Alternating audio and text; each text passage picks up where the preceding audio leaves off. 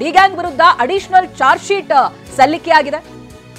CCH 57ನೇ ಕೋರ್ಟ್ಗೆ ಹೆಚ್ಚುವರಿ charge sheet ಅನ್ನ ಸಲ್ಲಿಕೆ ಮಾಡಲಾಗಿದೆ. ತನಿಖಾಧಿಕಾರಿ ಗಿರೀಶ್, ಎಸಿಪಿ ಚಂದನ್ ಕುಮಾರ್ ರಿಂದ ಈ ಚಾರ್ಜ್ ಶೀಟ್ ಸಲ್ಲಿಕೆ ಆಗಿದೆ. ನಿನ್ನೆಯಷ್ಟೇ ಕೋರ್ಟ್ಗೆ ಹೆಚ್ಚುವರಿ ಚಾರ್ಜ್ ಶೀಟ್ ಅನ್ನ ಸಲ್ಲಿಕೆ ಮಾಡಿದ್ದಾರೆ. ಅದರಲ್ಲಿ ಇವೆಲ್ಲವನ್ನ ಕೂಡ ಮೆನ್ಷನ್ ಮಾಡಲಾಗಿದೆ. ಬರೋಬ್ಬರಿ 1300 ಪುಟಗಳ ಅಡಿಷನಲ್ ಚಾರ್ಜ್ ಶೀಟ್ ಅನ್ನ ಸಲ್ಲಿಸಿದ್ದಾರೆ.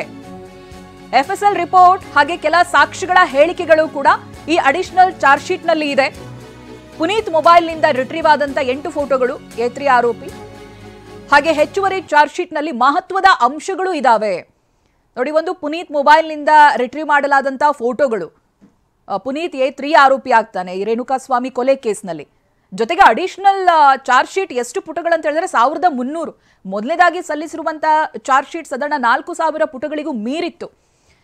ಅದಕ್ಕೆ ಕಾರಣ 17 ಜನ ಆರೋಪಿಗಳಿರೋದ್ರಿಂದ. ಇದೀಗ ಆರೋಪಿಗಳ ಸಂಖ್ಯೆ ಕಡಿಮೆ ಆಗಿದೆ. ಕೊನೆಯದಾಗಿ 3 ಜನಕ್ಕೆ ಬೇಲ್ ಸಿಕ್ತು. 17, 16 ಹಾಗೆ 15 ಉಳಿದಂತ ಆರೋಪಿಗಳು. ಜೊತೆಗೆ ಈ ಎಫ್ಎಸ್ಎಲ್ ರಿಪೋರ್ಟ್ಗೆ ಸಂಬಂಧಪಟ್ಟಂತೆ ಅಡಿಷನಲ್ ಚಾರ್ಜ್ ಶೀಟ್ ಅನ್ನ ಹಾಕಿದ್ದಾರೆ. ಜೊತೆಗೆ ಈ ಸಾಕ್ಷಿಗಳ ಹೇಳಿಕೆಗಳು ಕೂಡ ಇದೆಯಂತೆ.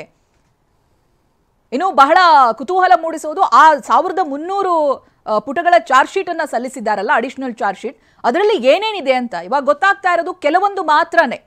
ಆ 3 ಜನರ ಮೊಬೈಲ್ ಅನ್ನ ಎಫ್ಎಸ್ಎಲ್ಗೆ ಏನ್ ಕಳಿಸಿದ್ರು ಅದರ ರಿಪೋರ್ಟ್ ನಿಂದ ಸಿಕ್ಕಿರುವಂತ ಸಾಕ್ಷ್ಯಗಳು, ಜೊತೆಗೆ ಕೆಲವೊಂದಷ್ಟು ಸಾಕ್ಷ್ಯ ಹೇಳಿಕೆಗಳಿದಾವಂತೆ. ಅದನ್ನ ಹೊರತಾಗಿ ಇನ್ನಷ್ಟು ಅಂಶಗಳಿದಾವೆ.